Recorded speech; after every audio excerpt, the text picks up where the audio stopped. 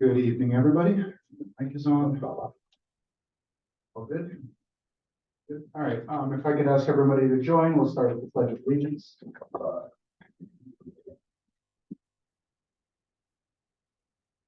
of Allegiance to the flag of the United States of America, and to the republic for which it stands, one nation, under God, indivisible, with justice and justice. Thank you. Okay, we'll begin with our roll call. Bill Miski, Suzanne Stone. Here. James Rath. Here. Sarah Winger. Here. Stephen Maples. Here. And Roddy Yagan present. I understand have a new commissioner joining us, or they're remote or not for this first meeting. The commissioner will be attending the February meeting for their first stand-in. For now, they're going to sort of process and until they get orientation. Okay, thank you. Okay, and then our first item of business is approval of the minutes. We have both the October and November minutes that have been distributed. Any corrections or comments to the minutes? Can I have a motion to approve them? Okay, all in favor? Aye. Aye. Great. Well, welcome back, everybody. Thank you for coming in tonight. Today we have 4 agenda items, I believe. And the first one I'd like to start with is, sorry, let me get to my agenda screen here. Is 185 Earl Street, and I understand one of our commissioners will be recusing themselves. I will recuse myself as the applicant is a client. Thank you very much.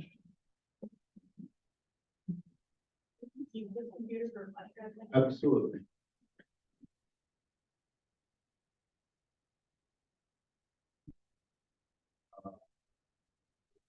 So,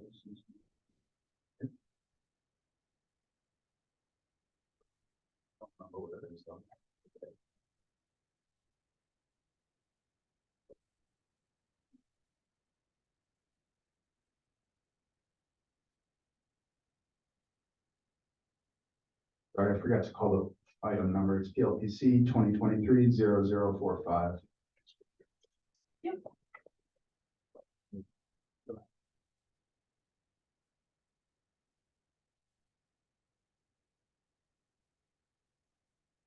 You're with us on Zoom. We're just getting the presentation loaded in, and then they can share their screen.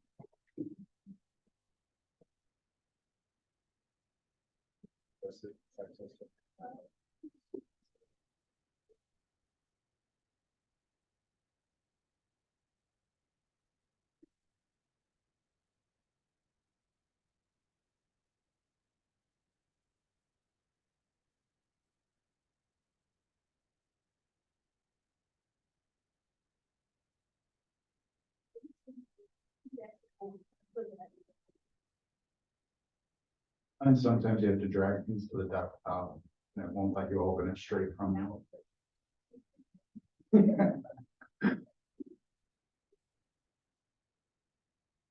Magic touch, I guess.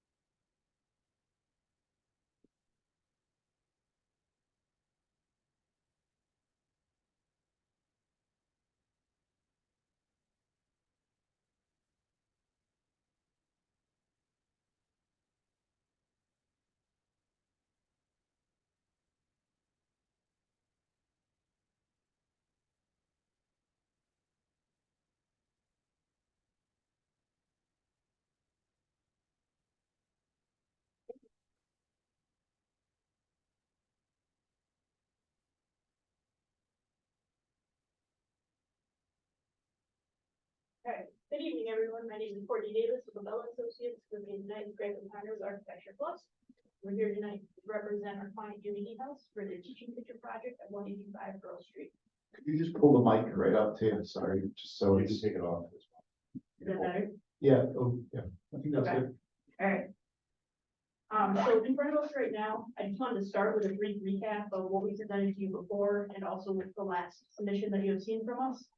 So Unity House is proposing to renovate an existing residential structure into dining space for teaching purposes and bathrooms, as well as add a 495 square foot addition off the rear of the building. That's going to leave approximately 9 feet of lawn in the very back of the parcel, as well as we were previously proposing concrete stairs out front with a bike rack. And the utilities will connect out into Earl Street.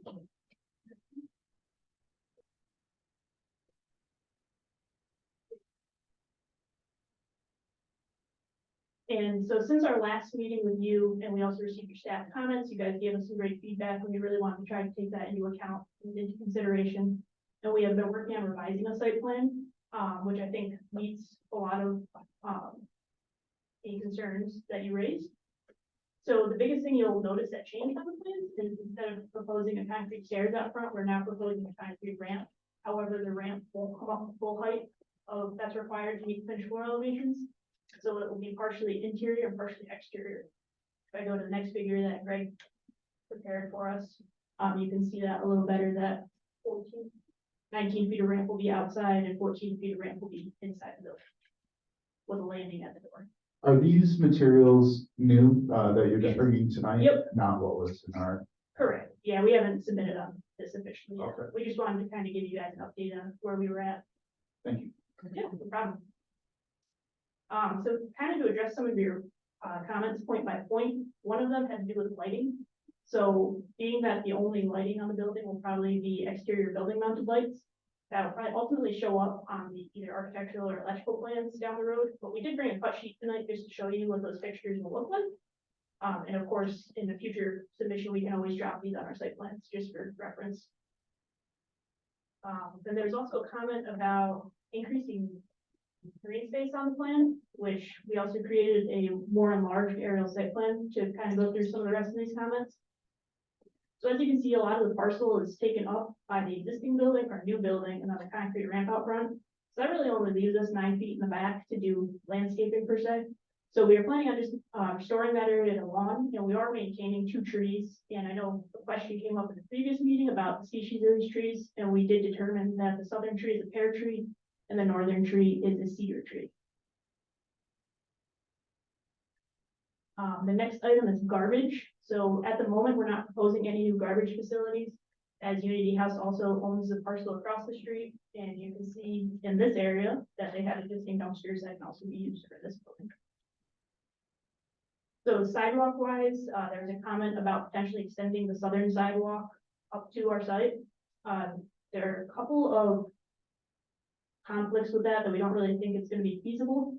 One of them being that from the looks of it, most of the sidewalk would be extending onto 2 other private properties that aren't owned by Unity House. In addition, if we extended it kind of straight out, it's just going to dead end into the back of our ramp. And there are also 2 utility poles that may or may not be conflicting, shown here and here. And then the last comment we had was the accessibility, which I believe we have come to an accessible solution. So if you guys have any questions or comments for us, we'd be happy to take them. Thank you.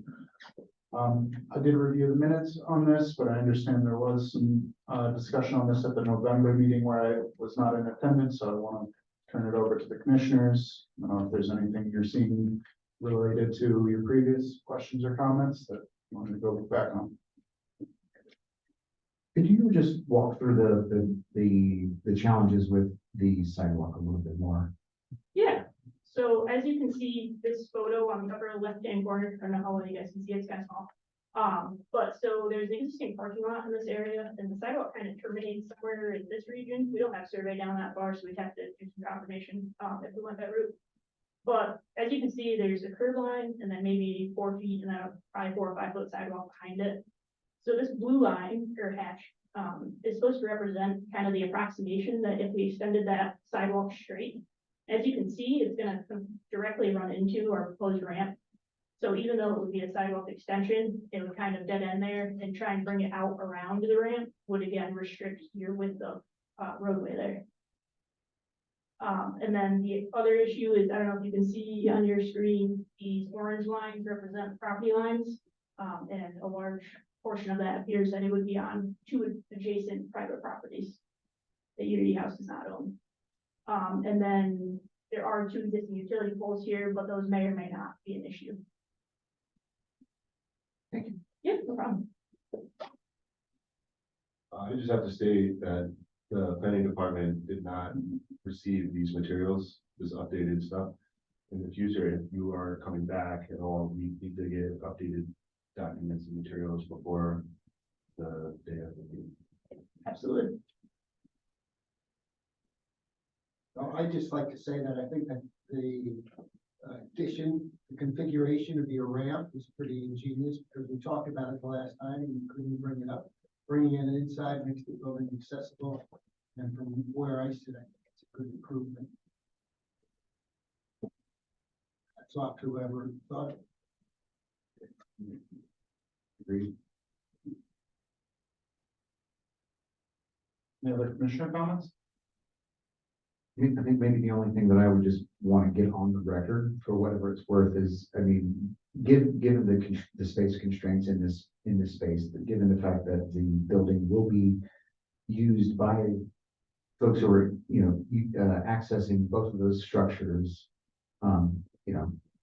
just putting it out into the ether that like possibly Earl Street is a great example of like a place that could be pedestrianized or, creating a lunar that might kind of solve some of the issues that we're grappling with that could also be an enhancement for Unity House and the surrounding area. So are you suggesting what they're proposing achieves that, or that there's something else left? Well, just, I mean, maybe outside of what they can do on their lot, but, that other people in the city could possibly, suggest and possibly, it could be a solution to some of the issues that we're talking about here. I'm just kind of putting it out into these things. Don't we have the ability to make recommendations for considering different things? So that would be our voting. We may, I mean, even something as simple as like a speed hump on, other end of Earl would be great, but yeah, I agree that it's not necessarily, relevant to the specific site improvements or. yeah, possibly in a more general sense that we could, communicate with the city that this could be a potential site. Are you, well, okay. Yeah. That has a separate name. Yeah, exactly. All right, we're reviewing our staff notes here. It seems like several of the items are addressed. There was concerns over lighting. Did you discuss the garbage, management plan here? Yep, yeah, so this is the one where Unity House actually owns the parcel directly across. And you can kind of see in this aerial imagery, there's a dumpster enclosure here. So the intent would be that any garbage created by this facility would just be brought across the street. Okay. Use the same dumpsters. Well, if there's nothing else, I can ask if anyone came for public comment on this agenda item. We'll open the floor for any public comment on this. Anybody on Zoom, if you are on Zoom and you'd like to speak on this item, raise your hand, the digital icon for raising your hand, and then Eric will let me know.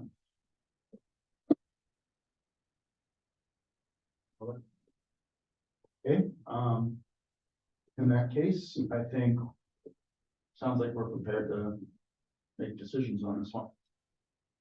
So we need a seeker determination and we need site plan approval. There's no secret determination for this one, as the type. Thank you. Rusty over here. Okay, so in this case, just site plan approval. I'll make a motion that we approve the site plan that we've seen today. The condition that is submitted to the planning department and that, the documents that we're seeing here are indeed whatever we see is.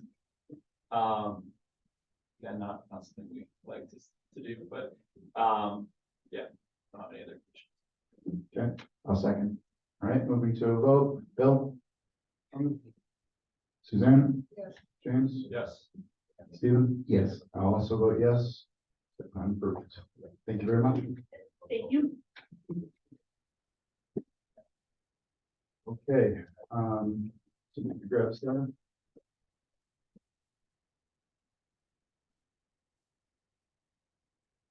All right, our next agenda item will be 110 8th Street, it's PLPC 2023-0043.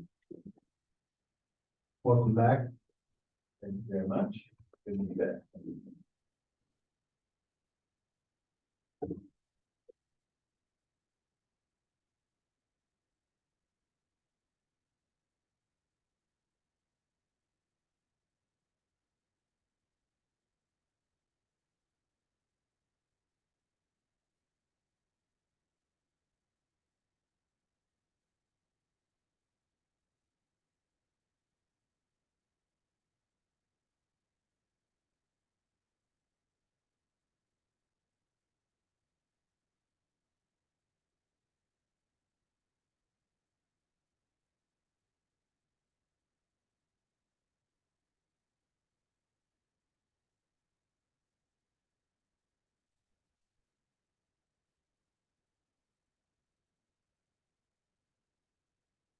Yeah,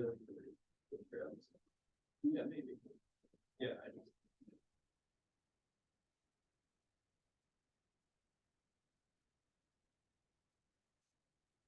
Yeah, yeah. Yeah.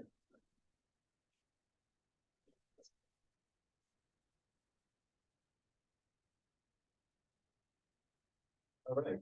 You got it. Thanks again for having me.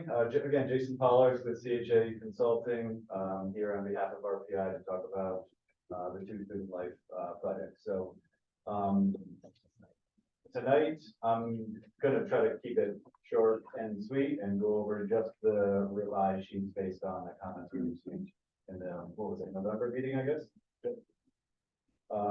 So just point by point, what's on the screen right now is an updated figure that shows the revised pedestrian circulation path from Freshman Hill to, main campus. And it looks a lot like the last time, with the exception of we moved the path to the north side of Down Road. It is an ADA path that goes all the way from the Freshman Hill Sport Court site all the way to the crosswalk that crosses 15th Street. So I think that would hopefully satisfy your comment. I'll get into kind of some more specifics on that, but I did want to update this plan, make you aware of this plan. Next sheet.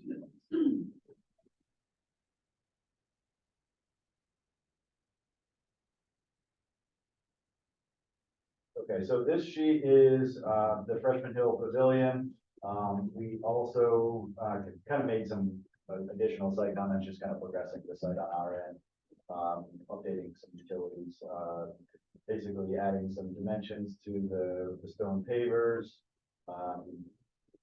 making sure that we'll have allowed maintenance access from the new parking lot limits to the existing softball field that's just kind of being renovated today, or now. And then also on the southwest corner of the site, this stone dust path will also connect to the pedestrian path on the north side of town. So not only are we providing ADA access from kind of the high side of Freshman Hill by the sport courts, but also down lower at the pavilion site. So we're connecting all of that to 15th Street. Just wanted to make that clear. Next comment was in regards to the up at Sunset Terrace, the sidewalk widths. I think we had some mismatched sidewalk widths, and we made them all 6 foot wide. We've got kind of 3 aligned crosswalks, both going east-west and north-south at the corner of Beaman Lane and Sunset Terrace. And then we are, now appropriately showing the detectable warning strip at the north end of the parking area. So we have kind of a similar ADA parking on both sides of the Sunset Terrace. Let's see, the next one shows shows kind of a, this is gonna be hard for you guys to see, but, again, kind of up at the sport court site, we're showing the ADA path that leads around all the way on the north side of Mountain Road, all the way to the crosswalk at 15th Street. And then again, this little leg that connects, the lower level from the pavilion site all the way to, the aforementioned sidewalk. Next comment was in regards to landscaping and just providing a little more diversity. We were kind of just keeping it simple with white pines, but we have added some red maples, some flowering dogwoods. What's we have here? Redbud. Still have a couple white pine and some arborvitae. So we are kind of creating some diversity for the top of the hill. So this is Freshman Hill site, and then up at the Sunset Terrace landscape plan, kind of similarly, we're showing just landscaping on the south side of the pavilion. The school does want to maintain some open lawn space on the north side for some overflow of recreation. But and lastly, the bike rack. For both sites, we are showing bike racks, and I think one comment was providing a bike rack that had two points of contact. So we did update the bike rack detail, and we have incorporated that into the plan. I believe, correct me if I'm wrong, I believe that was all the comments that we received last time. So certainly open up to any feedback you guys. Thank you for the overview. I think the design has come along quite a ways and the shirt pretty nice. I also see from the minutes, we've closed public comment during the November meeting, so it comes down to any other additional commissioner feedback. Go for it. Anyone? I guess I have a couple questions. So on the crushed stone sidewalk path, Yeah. is there any trim or kind of curving or edging along the perimeter of it? I didn't see a detail, but Yeah, so we don't have that currently. That's something that we could do. It certainly adds a little bit of cost. But if you would like us to consider that, we could take a look at that. only reason I suggested, or I'm considering it, is just so those stone paths don't end up washing out and basically kind of spreading across the lawn, but nice as is, not looking to make this any more complicated. So curious, anything about the sidewalks? Everybody happy with what they're seeing there now? I really like the action Check points. out the comments that were made the last time, and then you were able to find a way to put that sidewalk on the right side of the street, and that's all good. That's, yeah, I agree with Bill. I mean, I appreciate all the changes you guys have made. I think this is a huge improvement. And that Stone Dust path is 8 feet wide, is that correct? The Stone Dust path is 4 foot wide. 4 foot wide. Yeah, that's on the north side of the Mountain Road. Yeah. And what about the sidewalk, the new sidewalk that you're putting on the north side? Yeah, same 4 foot, 4 foot wide. Yeah. Yeah. Basically enough to meet ADA accessibility. 3 feet is technically ADA accessible, but so the reason why it's 4 foot is because at the backside of the softball field, it's very, very tight. Right. So we didn't necessarily want to go wide and neck it down and then go back to wide. And you know, quite frankly, for cost considerations as well. That path is probably the least used paths of all of them. And then there still is the sidewalk on the south side of the mountain, so that could potentially be used as well. But they have other needs to get on the north side of softball to get across the street as well. So kind of weighing all the options out there. But yes, it is worthwhile. Yeah, I hear you on the cost. And the only reason I would say to do it, I understand that there's a budget, so. Yeah. Do you have thoughts on that, or?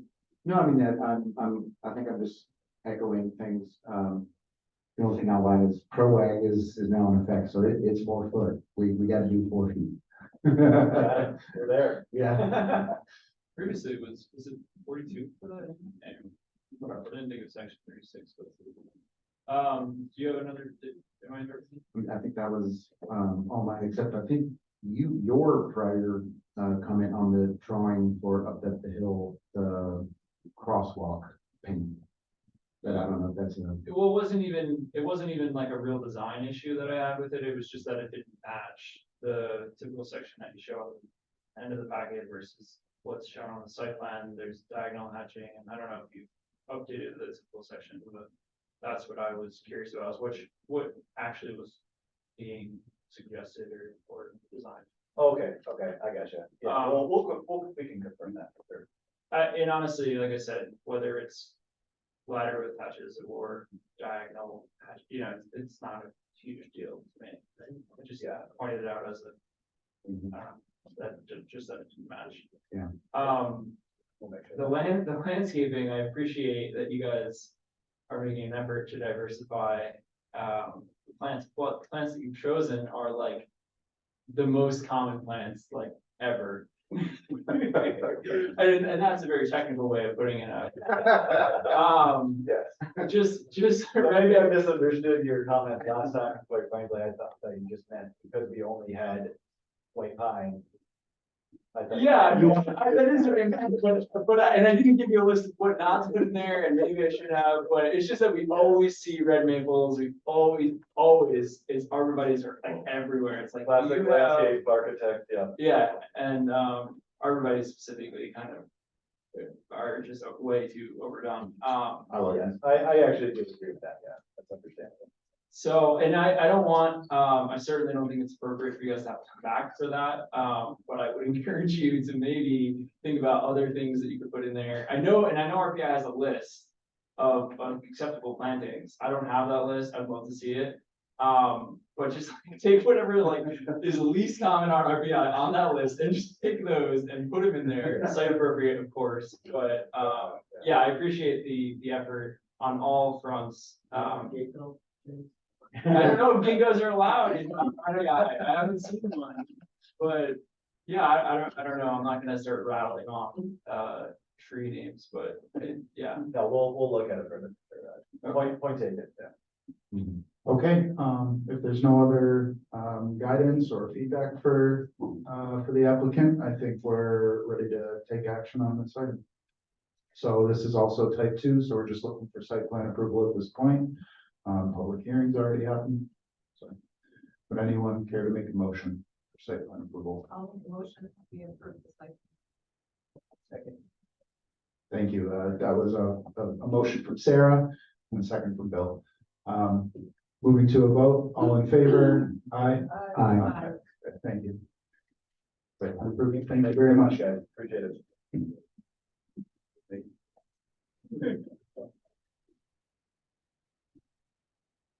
Okay, the next agenda item is PLPC 2023-0040 for 269 through 275 Fifth Avenue.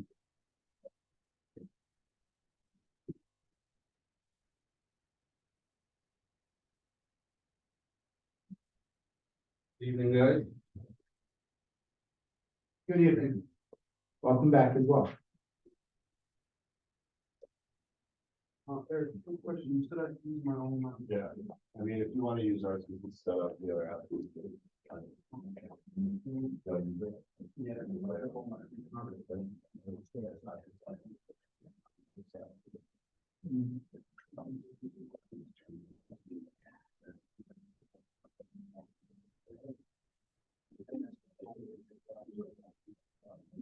Yeah.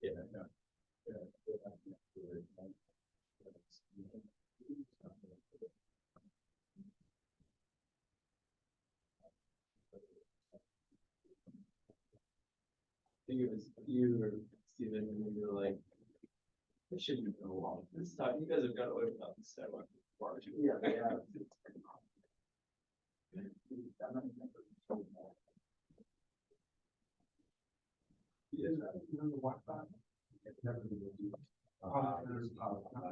I actually don't.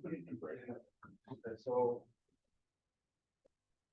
Yeah, you can use our laptop.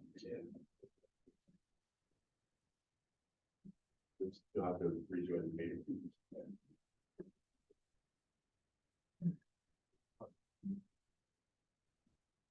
You use your phone as a hotspot perhaps. Yeah, I just tried doing that, but it didn't work. I just had a PowerPoint that I wanted to show you guys, but. Yeah.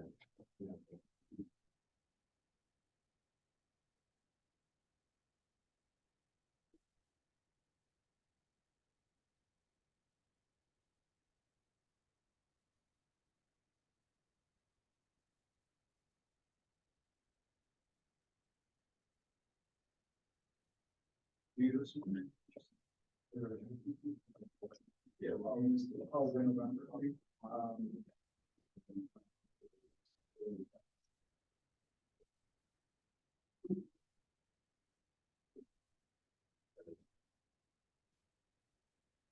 Right.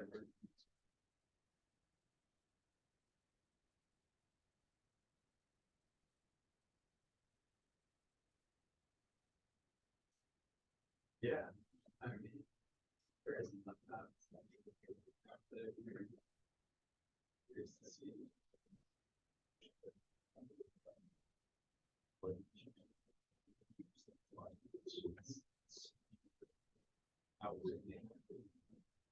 Physically.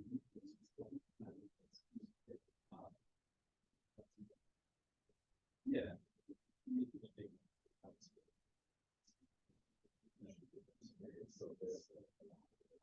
Yeah.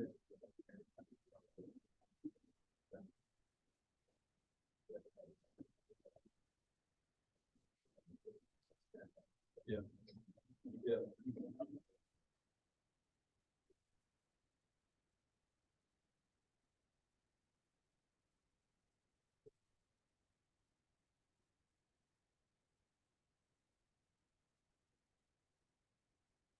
Yeah.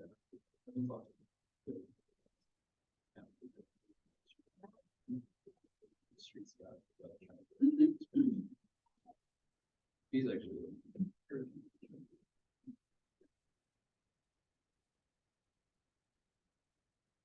Yeah.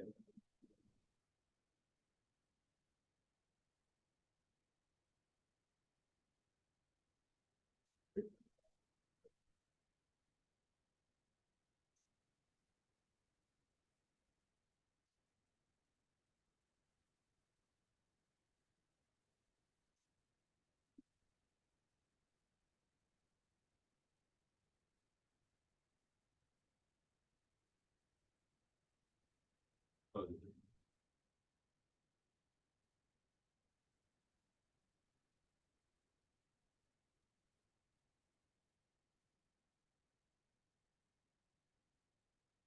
think that would be.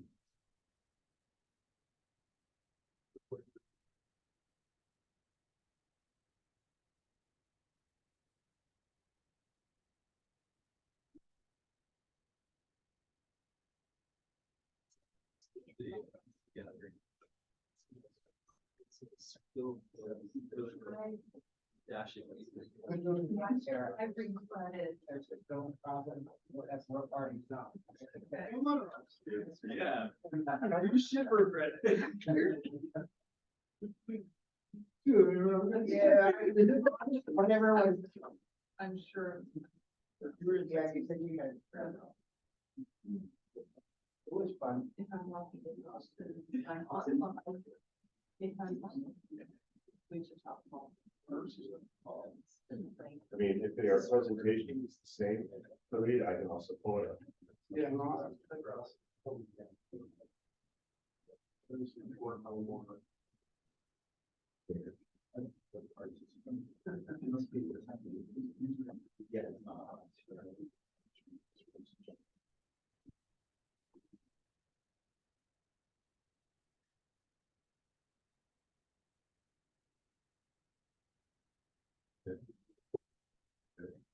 All set?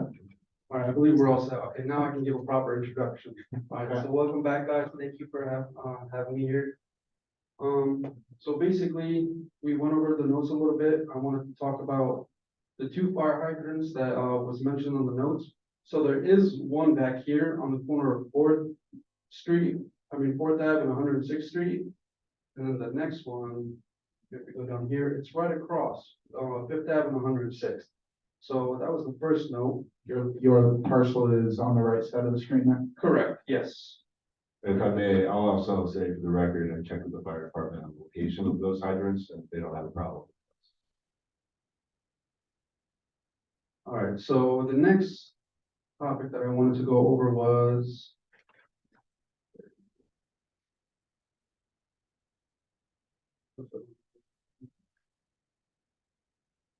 Well, it was the parking zone.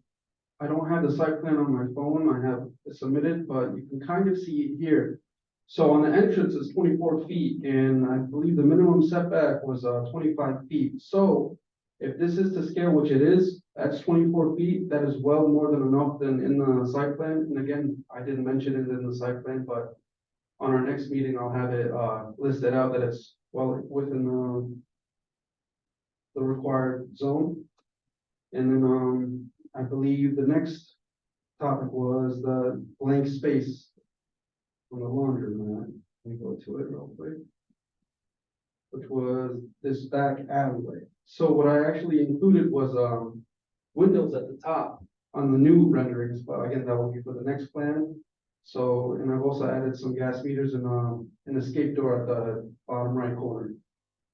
And then I believe the next one was transparency of the, not the windows, but the building orifices, so the openings. And so what I am gonna do is keep the back windows and door size the same, but on the front, so Fifth Ave view, which I believe right here, I'm gonna extend them all out, and I believe I have until 24 inches to the corner, so these will all be extended out. Beyond what you're showing. Correct, yes, yeah, this will all be for the next one. And then, the loading zone, so it's not where it gets semi truck and dock, but again, we have this area right here, and if you look at 106th on my site plan, I wish I had it in front of me, but this street is more than enough room for a tractor trailer and 2 cars to go past with parking on either side. So they'll have no problem either loading it from here, or if the driver decides to choose the alleyway, they can also do this because these steps that we have back here are eliminated and there'll be a ramp. So it's better for the dolly and it's better for the trucks.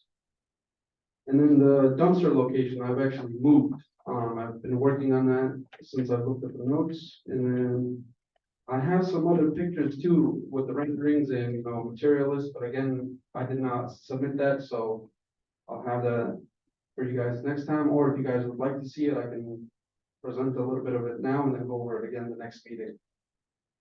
I believe we went over a few of the options, so if you have any questions, I'm all ears.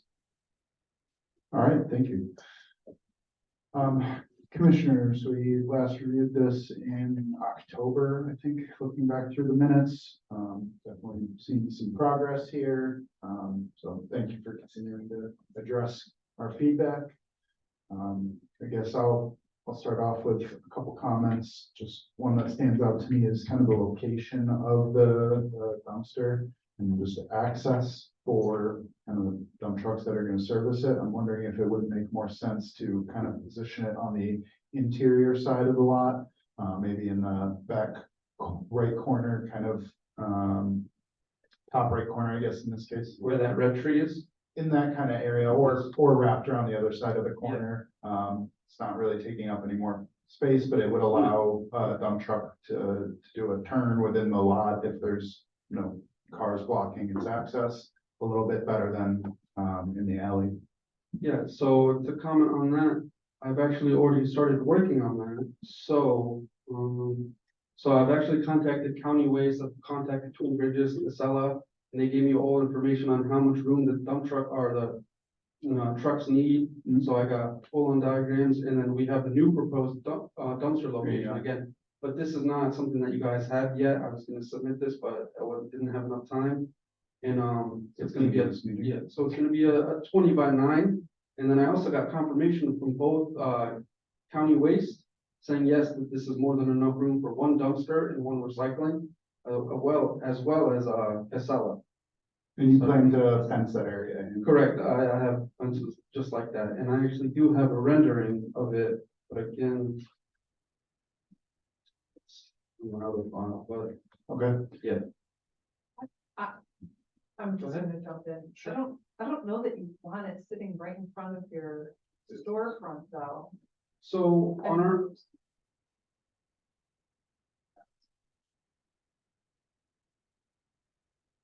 Just see how that truck operates, picking them up from the front, and dumping it over. the So top what if of you it. what if you created a little. It's not a drop zone, but a pickup zone in the green space off of the alley, so you just. The truck would drive in parallel and face the dumpster and pick it up and back up a little bit and then continue on down the alley. That way it's not in front of the storefront. yeah, I didn't want it in the storefront either, but I was just trying to see what would work and, I was willing to take that compromise.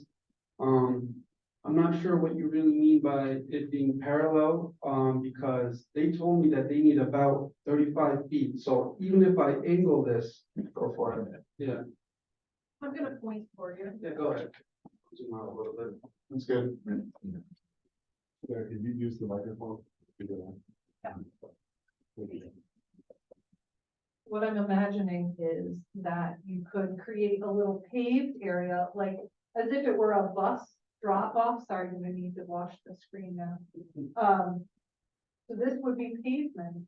And so the truck would be driving, and pull along here, you rotate your dumpster, pick it up, back up a little bit, and then continuing on its way. And that way you could preserve the majority of this green space and not plunk your dumpster right in front of one of your storefronts. It's just an idea. You could also just do on an angle, Sarah, you might need to illustrate this. No, I don't. But you could also just do it on an angle so that the truck could just pull in slightly, turn in slightly, so you don't need to eliminate all that green space. Right, you kind can of just do goes it. in. Yeah, No, and so that's- you could rotate it, I don't know, not 45 degrees, but you could rotate it, do you know what I mean? Yes, no, I know exactly what you mean. So like just make the platform a little bit angled to the right so they don't have to go completely perpendicular. Right, or, yeah, and not totally Yeah. parallel, they could use that with Yes. the alley, and it won't have to be as much. I just have to look at the site plans again because I believe we're really close to the impervious limit. And I think we have about 3% room of green space that we can work around. So I'll have to. You could also- agree with that. You could also look at, pervious porous pavements or something Yeah. that's different. Okay, so if that's the case, then yes, then we can definitely do that. I just wasn't sure if the impervious meant like only grass and. There's lots of different solutions. Okay, so if that's the case, then yes, we can easily work on that. As always, Eric makes our job easy for us. The staff recommendations had some good notes here. One of them was regarding concrete sidewalks across the drive entrances. So at the main entrance to your parking lot, extending the sidewalk across it. So this is an updated rendering. There you go. You guys don't have this Yeah. already, but I actually did work a lot on the notes before the meeting. So yes, they will be looking like that. And that was again, the proposed dumpster location, but I am gonna try to move it back into the alley and see how we can work around it, look at some more dimensions for, make sure the trucks and everything can do their job. Are you making these yourself? Yes, I am actually. Well done. Very, very well done. Impressive. This was the name for retail one, so we already have one pictured out, and it's gonna be Halal Grill and Kebab. So the other two, we still have, we have people interested, but nothing set in stone. Very good. I'm seeing some renderings here of the signage details that I don't think I noticed in the packet previously. Do you want to talk a little bit about the monument there? So I didn't add the signage details because when I was looking at the code, I didn't realize I needed to supply them. So while I was working on this, I still haven't gotten the dimensions and everything set out, but everything again is on my file. So all I would have to do is just print it out, the specs, and send them over to you. So this will be illuminated, and at the top, it's just gonna say Checkerboard Plaza, and then at the bottom will say Laundromat, and then the 3 retail unit names.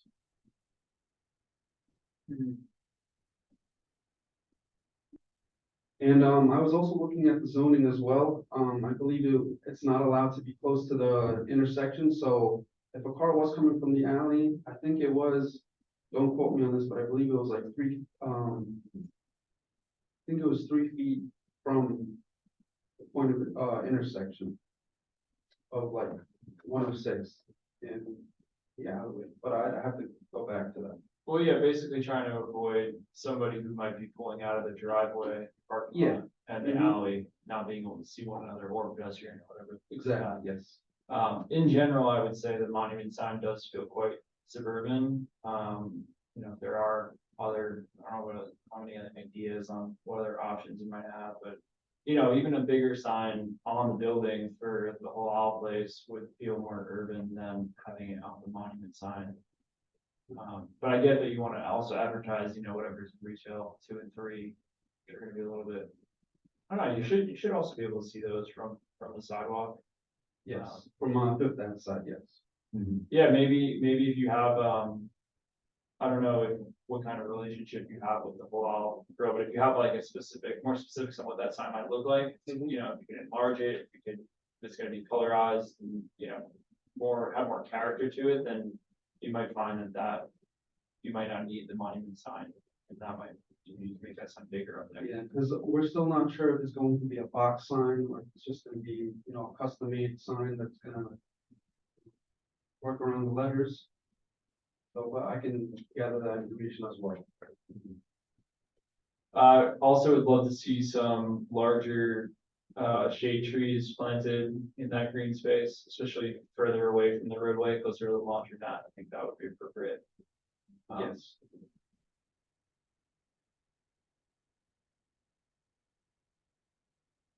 I'm seeing in this rendering in particular, many of the staff notes having been addressed. Curb cut, it looks like you did near the handicap stall.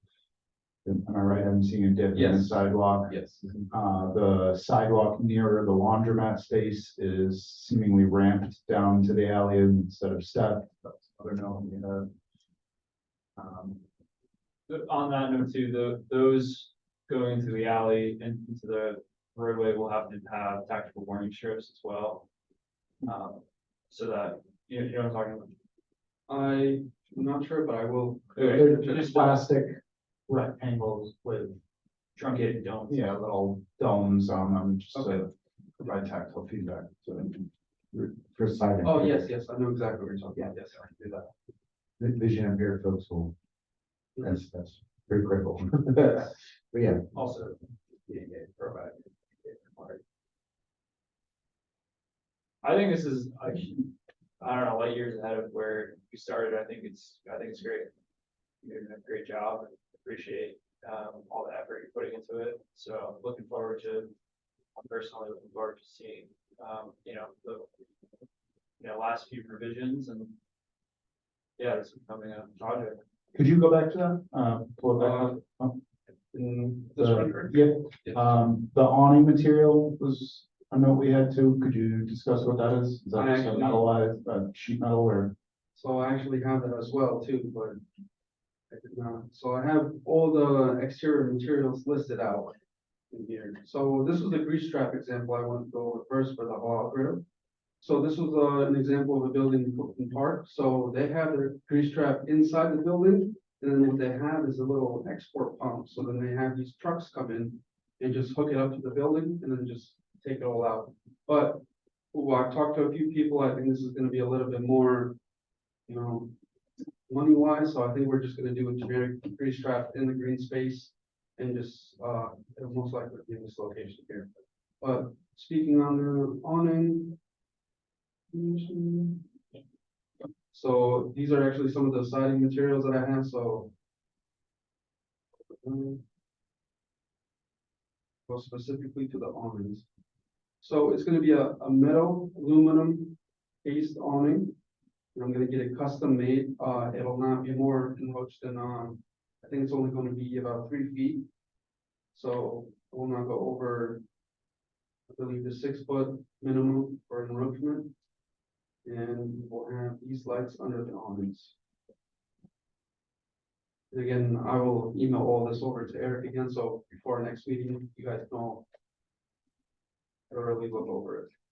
Could you speak similarly to material choice for the facade?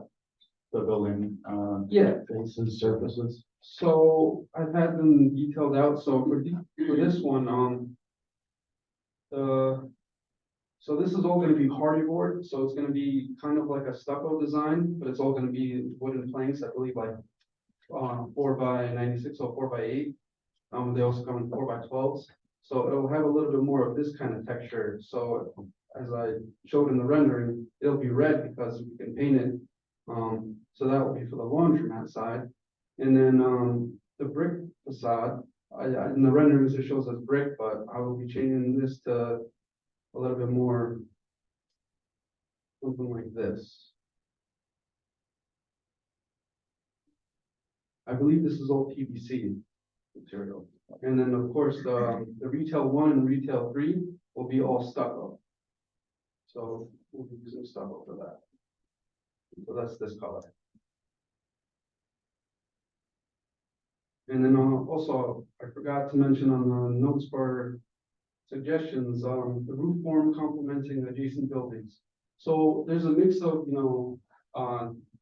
different kinds of roofs. I'd like to stick with the flat roof. I know there are some Victorian style roofs there too. So this is what I'm gonna go ahead and do, to complement some of those flat roofs. On the parapeting? Correct. Yeah.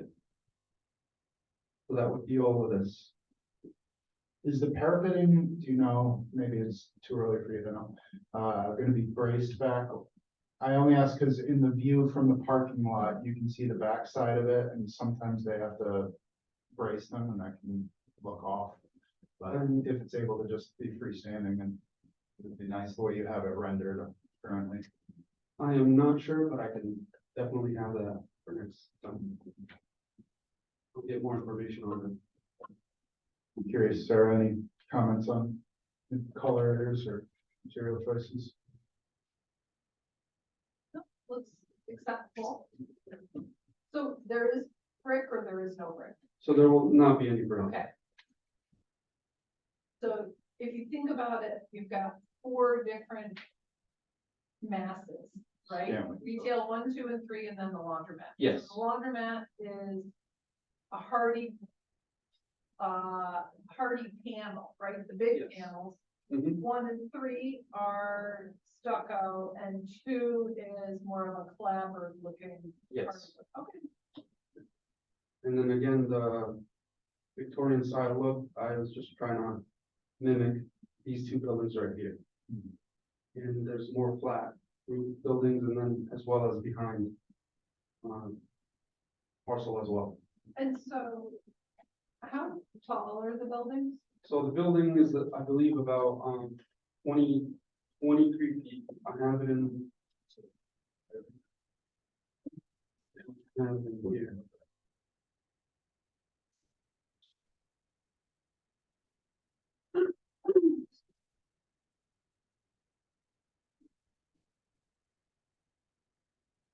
So the total building height is gonna be 26.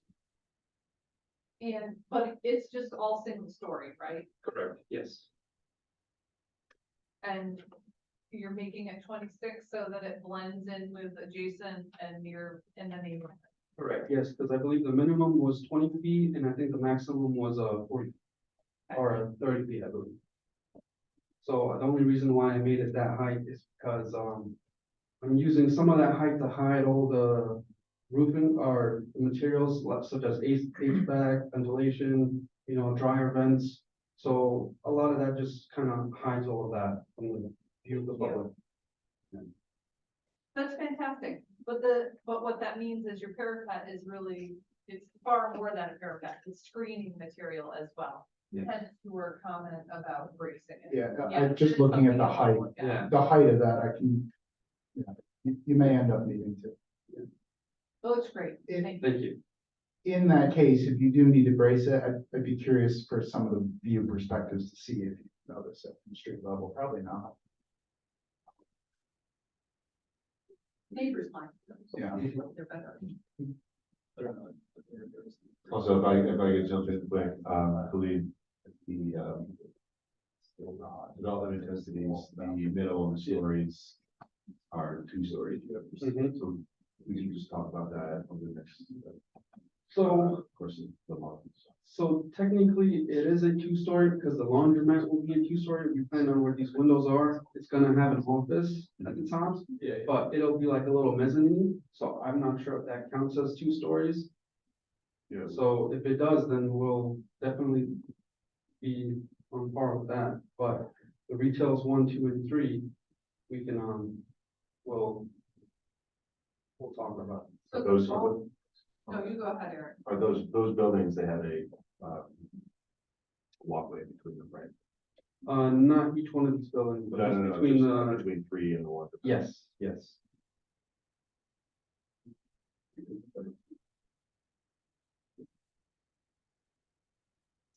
So Eric, are they required to have 2 occupiable floors or just, okay, So this is a better view first, And then, this walkway is 8 feet. the only thing that sticks out to me about the architecture is just when you're looking at the other corner, right? You can see the neighboring buildings. The lack of windows above or I don't know, that you are using this for screening, the utility is not on the roof. I don't know if there's a way around that, especially with the money. With having, yeah, the imposed view that, the next one over, actually, sorry, the other file that you had open. Yeah, in between those two. Oh, Yeah. You know, that's what sticks out to me, is that the lack of windows does kind of have this. And another kind of separate comment, I guess, is that when you're showing those materials, they had one example of it looks like it's a fast food restaurant or something like that, and that is like the thing I want us to avoid, that look. And I don't think this is that, I think this uses similar materials in a better way, and I like the, you know, the cornice detail that you have and everything like that. But yeah, and again, I don't know, with the awning and with the screening, that's the sacrifice, I guess, is the windows above, but it does stick out. Does anyone key in on the trim for the glazing on the windows? Molding on the color? I mean, I don't know, I tend to lean towards black. Yeah, I was thinking about doing black as well too, but I just wasn't able to get that far yet. But it also can help it blend better with the residential character to keep with the white. I don't have a strong preference for the white. I think this has come a long way though. So in terms of actions for tonight, I think we still need to declare the application complete. And then from it being complete, are we able procedurally to open for public comment, or was tonight set for public hearing or not? Yes, tonight was their first site plan review at, like, in previous appearances, they were for sketch plan conference. So we can declare complete and open for public comment. Okay, great. Can I get a motion regarding the application? Can you talk about Sure. completeness? I thought that we were going to be seeing the final plans. But we need to see the final plans to make it complete. Or is there some other definition of complete this? We will not be able to declare the site plan, or we can't approve site plan today. So we will see these back. But in terms of application materials we've seen, this is, in my opinion, personally, one commissioner, a lot more than I've seen for other submissions. Without question, there's a lot of material here. It's simply the application is complete, it's not that the Right. finished product needs to be before. That's right. All right, so I'll move to declare this as a clean application. Okay, A second. thank you. Moving to a vote, all in favor? Aye. Okay. So from here, we need public comment, and then we would, at a subsequent meeting, move on a site plan approval if we're satisfied with the materials presented. All right, so with that said, are there any other commissioner comments before I open? Well then, let's get into public comment. Thank you for the presentation so far. If you came to speak on this item, please come up, give us your name and address for the record. And please try and keep your comment to 3 minutes or less. I'll let you know. I'll pull the figure up when we're at about 2 minutes. Good evening, everyone. My name is Ryan Brosnan, live on 6th and 104th. This has come a long way, looks much better. Some of the main concerns I have is, the hours of operation. I know it's not really a planning thing, it's just one of the concerns I have. The lack of parking there, he had 6 total parking spots, 5, and then the 1 handicap. I think it should have more. The entrance is still on Fifth Ave. It's a high traffic area. There's no second entrance or exit, which is gonna kind of create a problem with traffic in the actual parking lot. Another note was, he was saying the tractor trailer is gonna supply them to park on either Fifth Ave or the side street or the alley. I don't know how often you guys are driving in that area, but you're not parking that on Fifth Ave or that side street safely. It's gonna create a hazardous situation for other vehicles, pedestrians, and then, again, not a thing you guys can do, but I do kind of want to hear what the other 2 retail spaces are gonna be before it opens. That way it's not just another building waiting to be vacant. Thanks, guys. Just one question. You mentioned that the entrance was on Fifth? Yeah. The parking lot entrance Yeah, I believe so, right? was on the alley, or on the the cross street. Okay, never mind, sorry. Yeah, just oriented there. Just wanted to make sure you saw that. Appreciate it.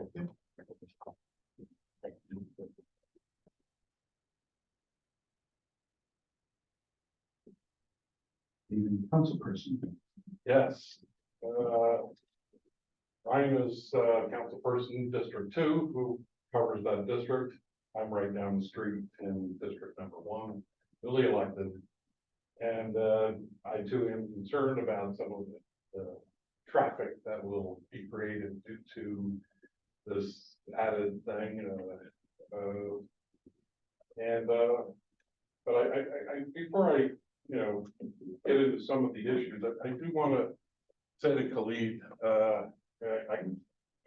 I'm kudos to you for all that you're doing and trying to get a business going. That's tough to do in any situation.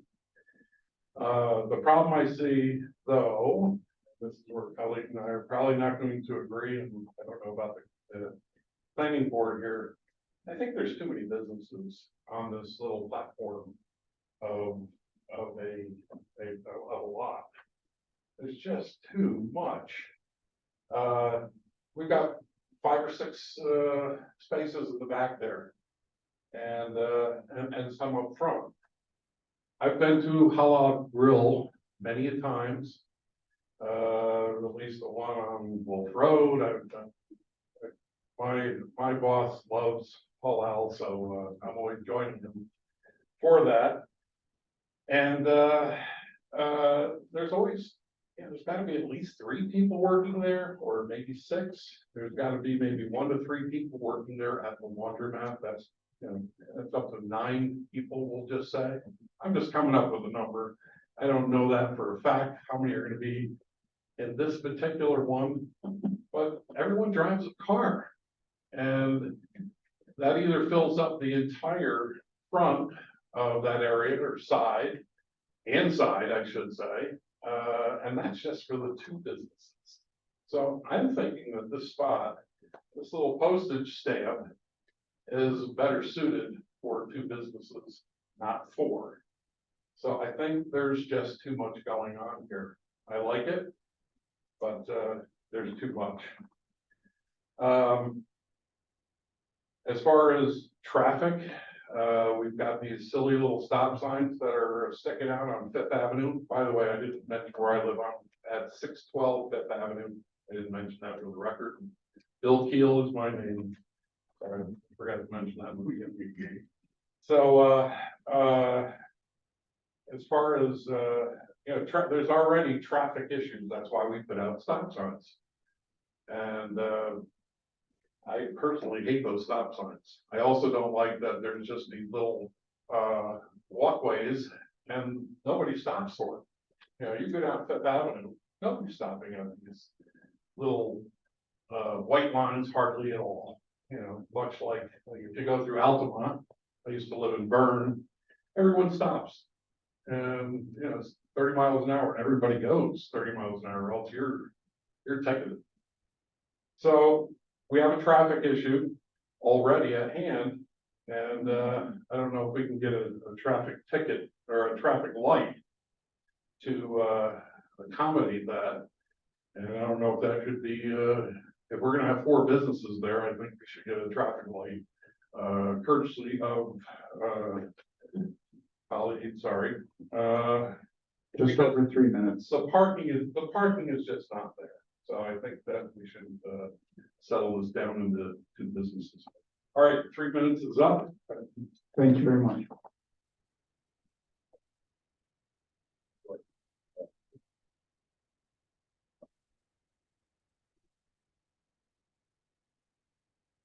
Good evening.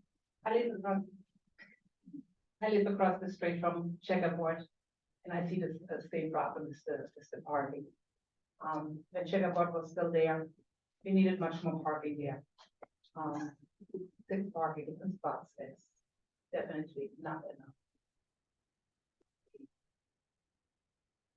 Park already on the street without businesses there, you know.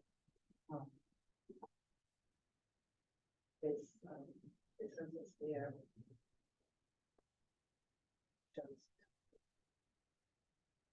Just the green space needs to be gone and add more parking. Or the parking will be a big problem. Thank you.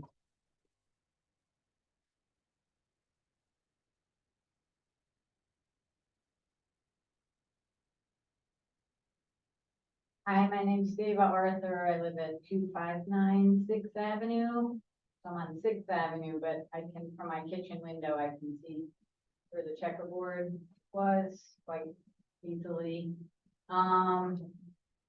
Proposal looks nice to me. I'm excited to see, you know, I'm glad the laundromat's coming back and some other businesses that are vibrant, you know, and bring some services to our neighborhood. I never noticed with the checkerboard, the parking lot was gigantic, you know? So tucking it in behind, okay, but I never noticed it fall. So I never really noticed a problem with parking. I'll just put that in. I'm always for making sure there's extra parking, but I think a lot of the people who use the laundromat, are nearby, but could be wrong. Anyway, I would like to see maybe, you know, from the back alley, there's not much, the green space is in the back alley. I would rather that shrubs be on 5th Avenue, just sort of right near the building.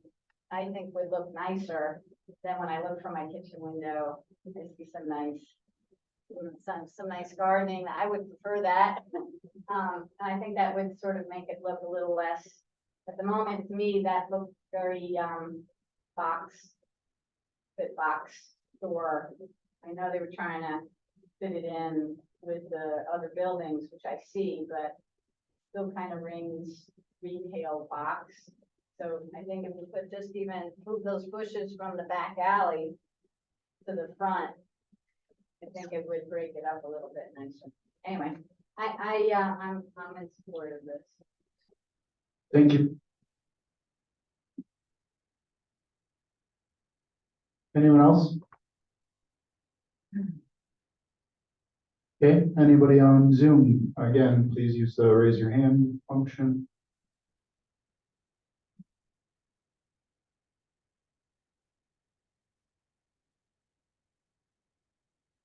All right, nobody on Zoom? All right, then I will move that we close public comment. Second. Okay, thank you. Moving to a vote, all in favor? Aye. Aye. Thank you. All right, public comment having been closed, I did want to address, or actually would the applicant like to address any of the comments?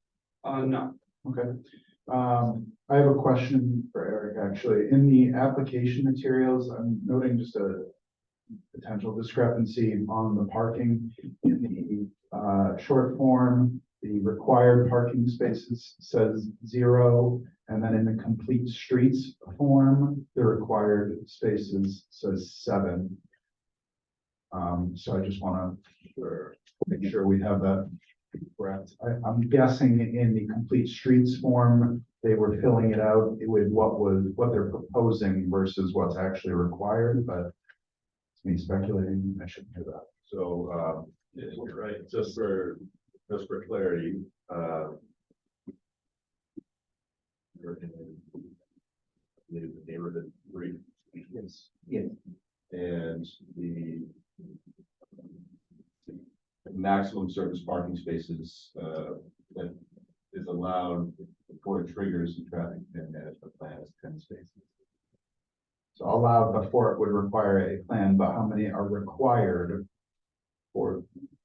Not, It's a little different under this new zoning code, right? So now the maximum that they can have is 10. So, they're not, it doesn't specify that they're required to have provided amount of parking. okay, so the short form is correct then in saying there's 0 required. Yes, yes. Yeah, I think you're right, and then, because it clearly says that includes 1 ADA compliant parking spot, so it does seem like you just wrote what you were gonna have. instead of what's required, yeah. I addressed it just because it was brought up, obviously, as part of public comment, and for people to learn as part of our new zoning, what is required of a space or of a proposed development, I should say, versus what they install, for awareness. Doesn't mean that we can't, as a commission, understand impacts outside of the minimal requirements. I just want to touch on that in brief. Anything else anyone wanted to say about that or any of the other comments we heard? I thought there were 2 comments that really stuck out to me. The first one was the tractor trailer. I totally agree, that it would be a huge inconvenience and maybe a hazard if it were, to be parked on either, 5th or 106th, correct? So I would really want to see that, utilizing that ramp that you're putting on the alley. So any way that you're able to coordinate that, would go a long way. Looking at the width of 106, it's only 42 feet wide, so you have your 11-foot drive lanes, you only have 10 feet for parking. There's not enough room there to safely, have a tractor trailer parked in the roadway. So that's the first thing, and I think that's pretty easily addressed by your site plan. And then the hours of operation, I thought that was a good comment as well. Do you have a plan for hours of operation or maybe a window that you're willing to stay within? So for the laundromat, it's going to be from 6 a.m. to 11 p.m. And the halal grill, I believe it's gonna be from like 10 to 10. Okay. So 10 a.m. to 10 p.m. And again, I just wanted to reiterate on your 5th Ave comment about the tractor trailer. We're not allowing any tractor trailers on 5th Ave. It's way too busy with the street, so it'll only be on 106 or the alleyway. Yeah, I'm saying it would need to be in the alley. Yeah, so I wouldn't allow it in on 5th Ave. So yeah, we might in our site plan in the next meeting, I'll reiterate on how I would tractor trailer. And these are things that are, process, or, I don't know, things that you have to manage after the build. It's not actually site plan, that's not actually something on the site plan. So, maybe it is a sign, that's maybe the best thing you could do is put a sign that says like, no load, like loading an alley or something like that. But it's really gonna come down to, as a property owner, you managing where the deliveries are being taken, and that is obviously not a physical tangible thing. But I just want to reiterate that 106 does not have the width to handle that. Also, just to address one of the other comments, I thought Councilmember Keel made some interesting comments about the roadway, and I think there are some really great points there. But what it sounds like is it's not necessarily a traffic problem, right? It's not that there's too many vehicles. The roadways can handle a number of vehicles. It's that there's a speeding problem. You brought up the lack of crosswalks and the lack of buildings and people using the crosswalks. And so those are things that we can address and the city should address, especially as council members who, you know, are in control of the city's budget, can address through other traffic calming measures and should not be, you know, pinned on an adjacent property owner for, you know, investing in the city and businesses into the city. I don't think that, I certainly don't think there are too many businesses in this neighborhood. I think the neighborhoods can certainly benefit from having, you know, 4 new businesses. I think that's certainly a positive thing for the community. I agree with everything you just said. I wanted, the other comment, about where the green space is, just be aware that there are setback requirements, and there were previous iterations of this layout, that changed where the building sat relative to each street. They have to adhere to certain setback requirements, and I'm not sure that there is space for landscaping on the Fifth Ave side. I agree, I'd like to see it there if it's possible, but I don't know that there's no to do any planting. The understanding was right here along the Fifth Ave side.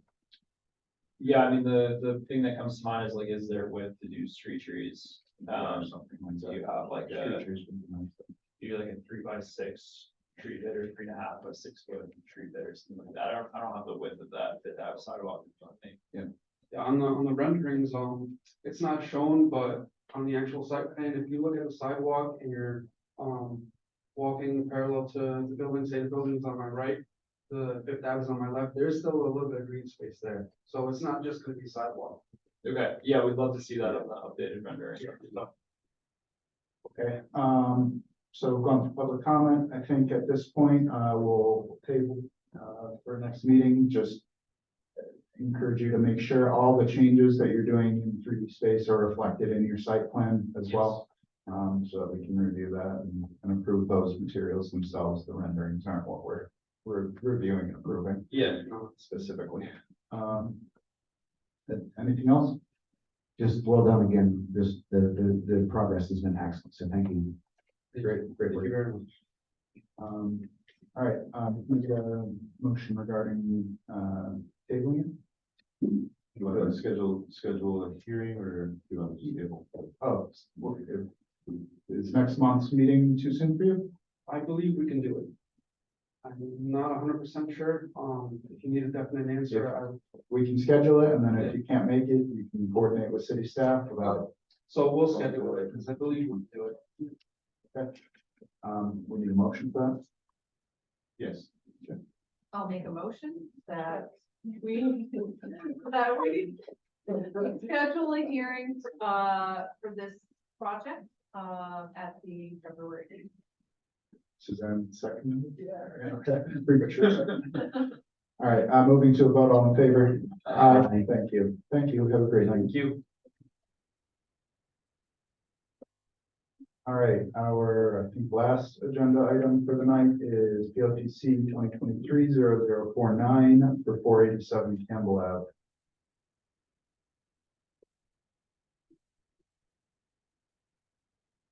Thank you. Thank you.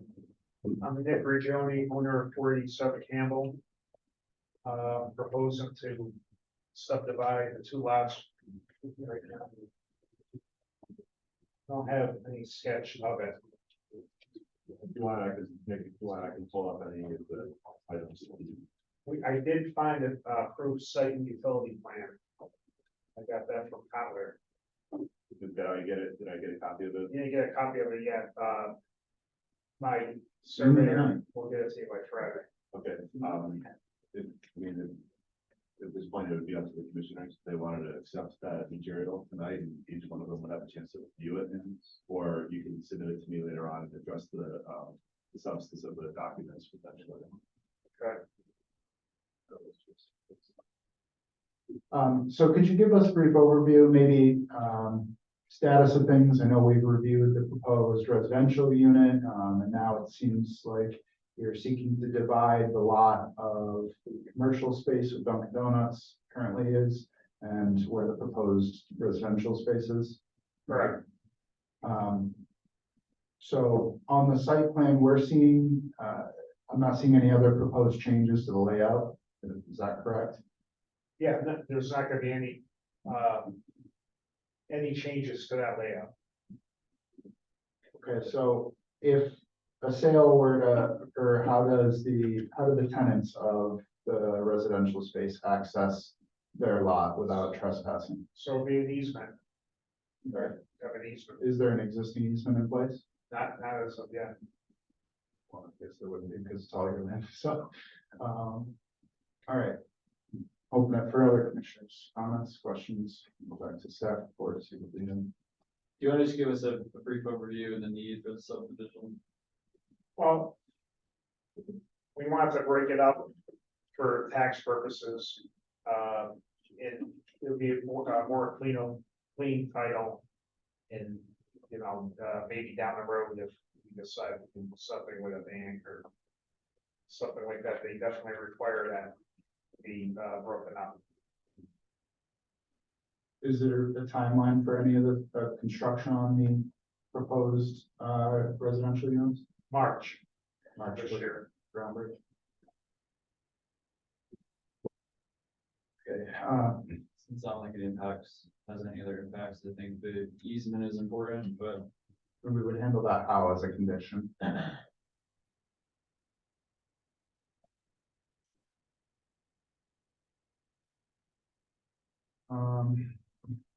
Unlisted action. This is designed tonight for a sketch plan conference.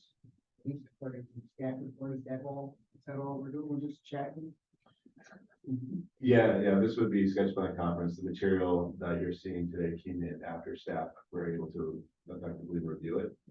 So, this is an updated survey, and staff were looking for additional information, such as you see in the staff recommendations. We didn't have all this information thoroughly vet the department. That's why it's here as a sketch plan conference. Some of the other notes included garbage detail on site plan / survey for our approval. Remind me what the proposed location was for the either space. Well, currently, there is one on the Dunkin' Donuts side. And I believe the new site plan is gonna be in there. I don't know exactly where it's going to be. It's probably gonna go to be the rear of the parking lot. Yeah, I think you guys really want to see that. yeah, Easement to address driveway, site plan features, and detail the current zoning. And there was questions in the EAF. there. So, Yeah, there's some conflicting data in the two different short EAFs that were submitted regarding surface water drainage. We do have a site utility plan that was approved. So he's gonna be including that, he said by Friday, you'll see that. Yeah, okay. So for tonight, given that this is just on for sketch plan review, all we're doing is offering some comments for you to take back, reflect on the drawings that we'll then review next time we see it. So some of those things include the garbage detail, I'd like some clarity about how you'll do the easement work, and then correcting any SWIP or drainage issues, that have been identified. Very good. The Duncan has been there for at least 6 years. We have no issues up there. I'm only referring to the last bullet point on staff recommendations. So you can go through the code section that he references and, or sorry, the third bullet point. Maybe even the fourth if they're related. He identifies the specific code sections to take a look at. Okay. Nothing else. Do we need to declare the application materials complete for a lot division? Sorry, that's a question for either Rick or Eric. I'm sorry. For a lot division, do we need to declare application materials complete as well? Procedurally in code? That's my understanding, but I would welcome a second by corporate counsel. I think it wouldn't hurt to do so, but I don't think I'm ready to do so. I'd like to see the full packet, the updated plans and all these materials reflected. I was just gonna say, I think we need more definition. I was just gonna say, I think you need more definition of the easement issue. There's a lot that can happen with that with respect to what the ownership switches, maintenance, access, whether or not, I don't know if the Dunkin' Donuts traffic would interfere with the easement, things like that. Yeah. Things that you have to look at. So, we should request to see some form of the easement included in the application Yes. materials. So a draft of what that easement is gonna look Yeah, like. I mean, my lawyer will draft it up, Sure. that'd be sufficient, I mean, I don't know what other. Yeah, that's what you submit as part of the application materials for next month. as well. And then it'll just be conditional on that, the approval will be conditional on that easement, so you'll get, On that easement being executed. because we can't, you know. Yeah, it won't be executed Right. until. Yeah. Yeah, exactly. Yeah, then maybe it should be anything.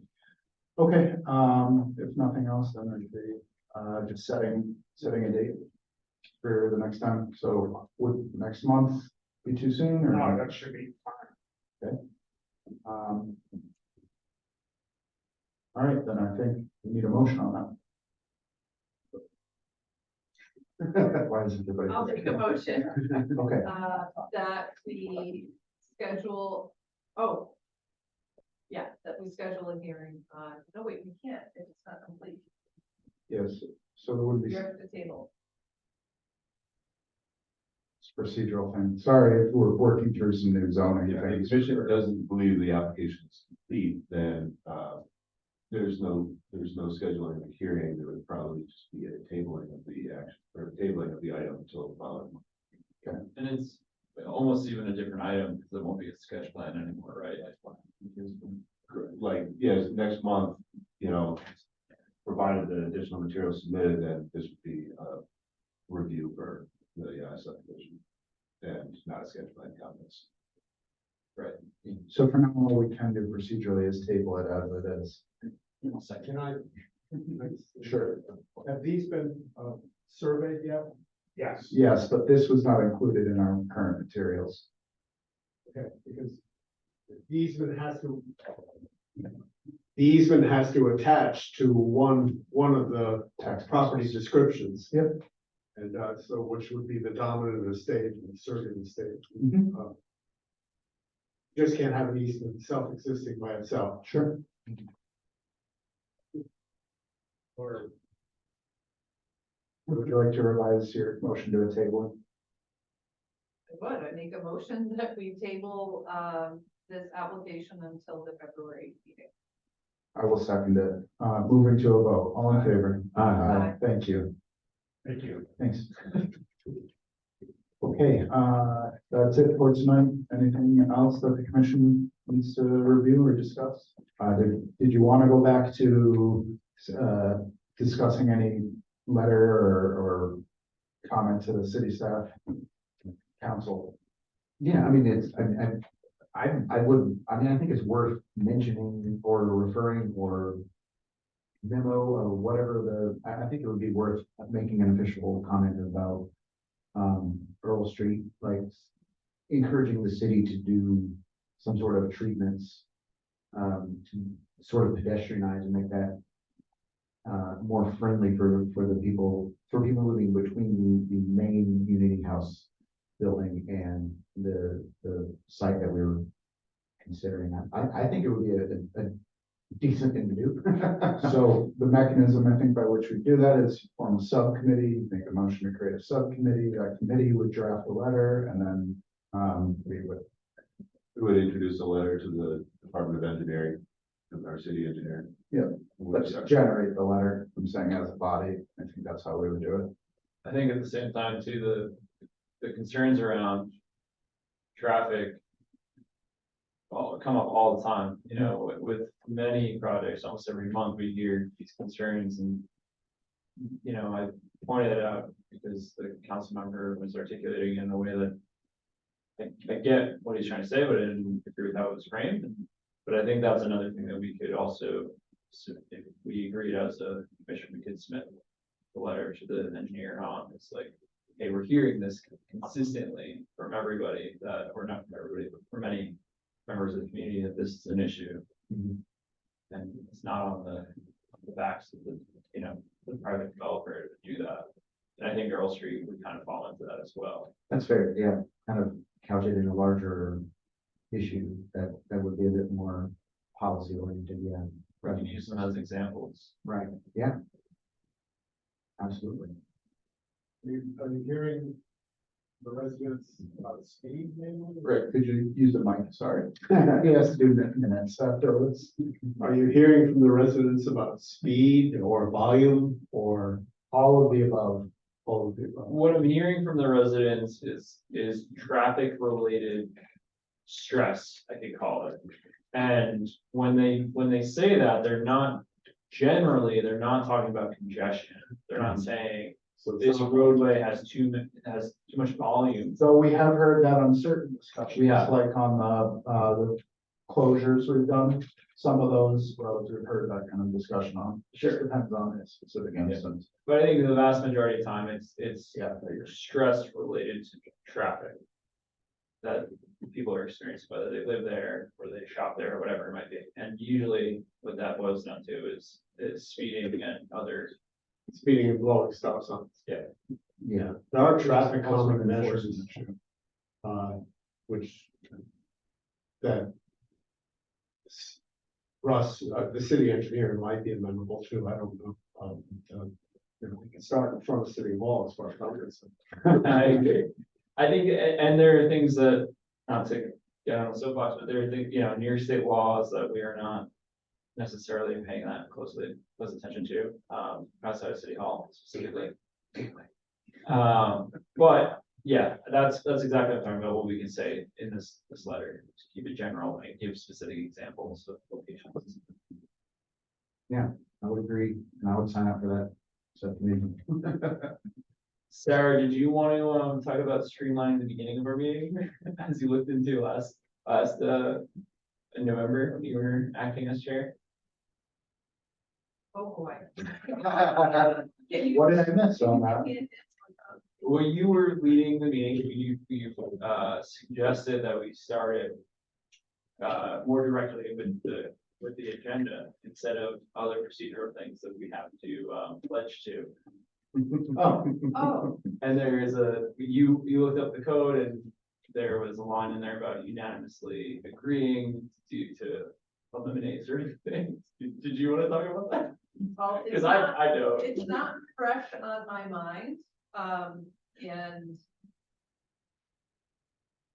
I don't think that I could articulate things well at this moment, but what I read, if I remember correctly, is that, and there's language in the code that requires that the Pledge of Allegiance be read at a city council meeting, not any other public meetings that are held by city appointees or staff.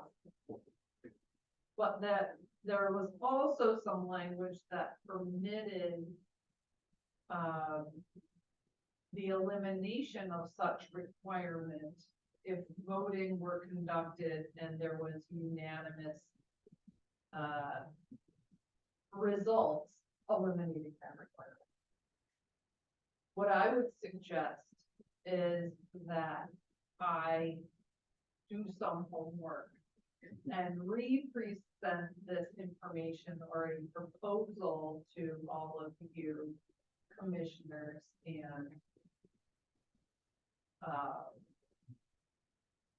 and then we can make an informed decision on how we might move forward at the February meeting. Does that sound acceptable? sounds good. Sure. Could I say something here? Of course. I know that the pledge is required at city council meetings. I'm not familiar with the other part of our code that you are citing. But you're asking for an unmitigated disaster, you go down that road. And you will quickly see an ordinance from this city council requiring that you start each meeting with a pledge. That's just gonna happen. Your speculation or your? I am predicting the future. Well, I don't want anything that we're discussing to be, mischaracterized as not patriotic. It's just, we have a busy, we're all busy. We have a lot of important things to discuss, and I think, getting ready. You might end up with a pledge and. Really?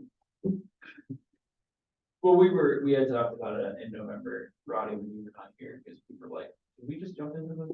And, there are other, one thing that I noted was that there are other, items in there. I don't remember what it was, but it was like good news and, salutations or something like that, that you were. That's in the city council meeting. Yeah, so.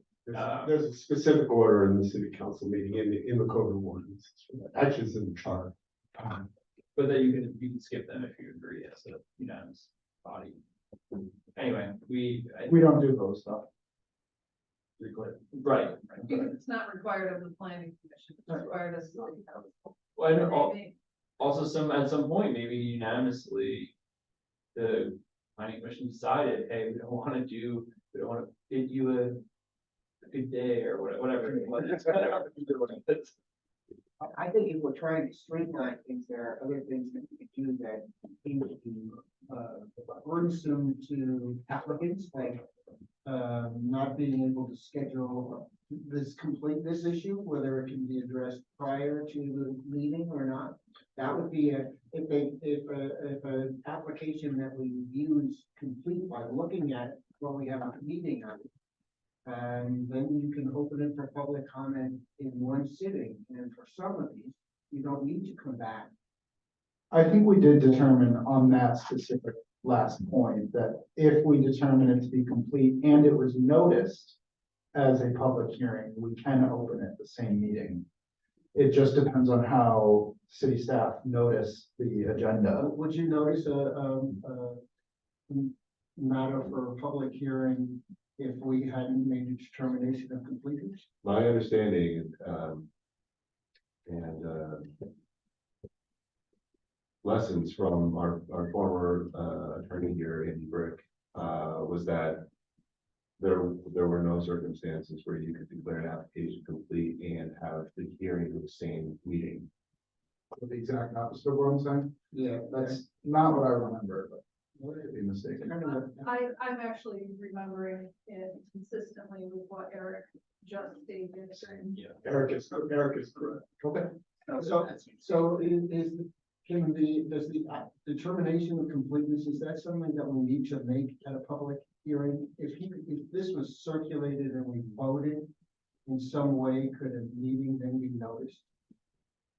Say that again. So we get these packets, we look at them, if we indicate collectively that we think this is complete, can you then notice it, and we can put that determination on the record and notice it for a public hearing? Some things don't require two presentations, and I think that it's a burden on people to drag them back when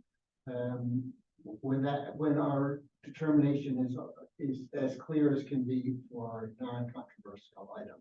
Other things come back a million times, and that's the way it should be. But I think we've had some where you look at it and you say, or I look at it and I say, I feel that this is, it isn't streamlining the process. It's adding a level of burden to the applicant that need not be there. And if we can find a way to do it, maybe Rich, you would know how to do this, or maybe there is no way to do it. One, I think you'd have to amend the code, the new zoning code.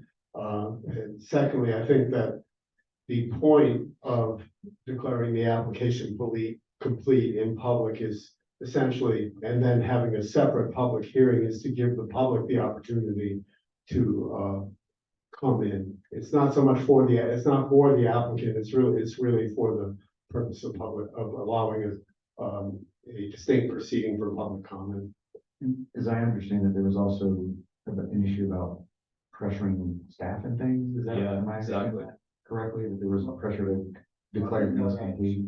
Yeah, Yeah. especially with my predecessor, basically, people would come to the planning office and demand that they're put on the agenda For a pump. for a public hearing without a complete application. And so this is an inconvenience, and everything, Bill, that you're saying is totally true.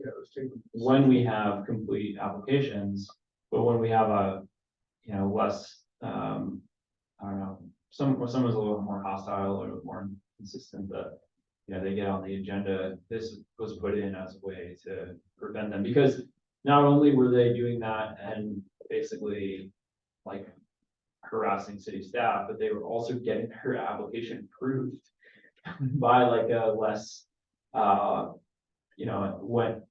if the board wasn't paying attention to certain details or what, they're like, we have a better, I don't know, working dynamic with Eric and the staff notes, but at points in the past, like, be like, oh, hey, there are all these concerns. There's like issues about, the fire department not reviewing a case and it would still get approved.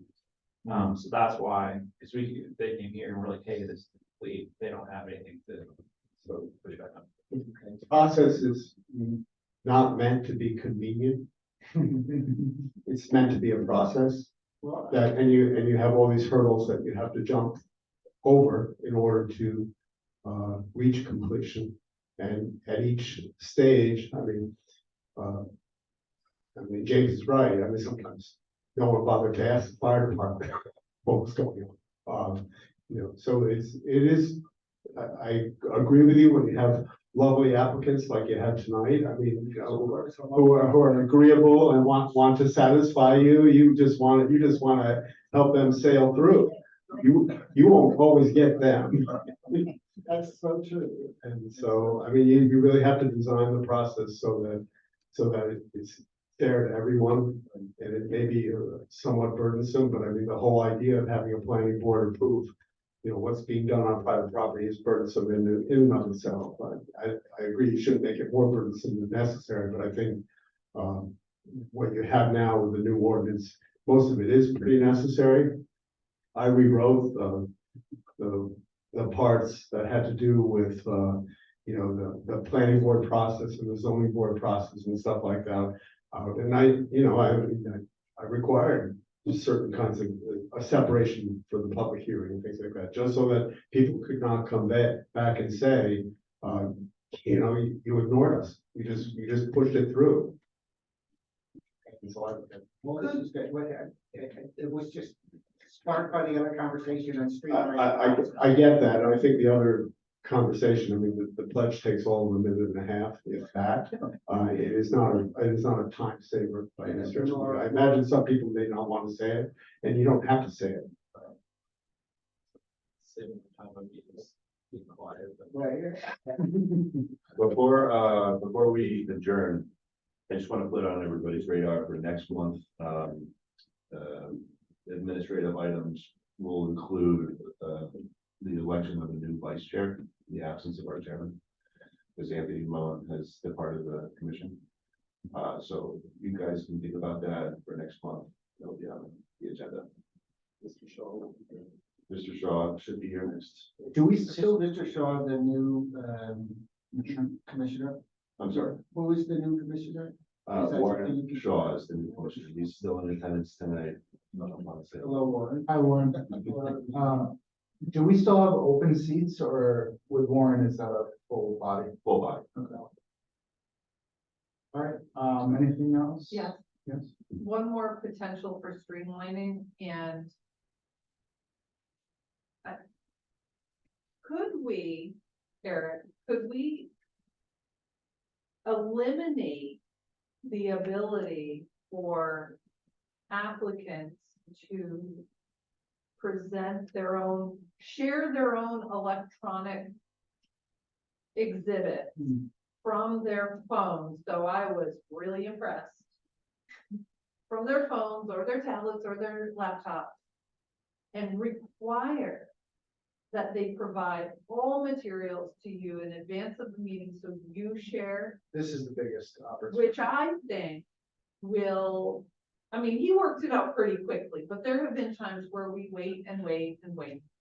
And A, it accelerates the meeting, and B, it makes it really clear to people that you can't do work up until, right, I mean. Yeah, The only issue that I take with that is that I have to run Zoom meetings as well. So if I'm going to be the queue for the presenter to switch cards, if you will.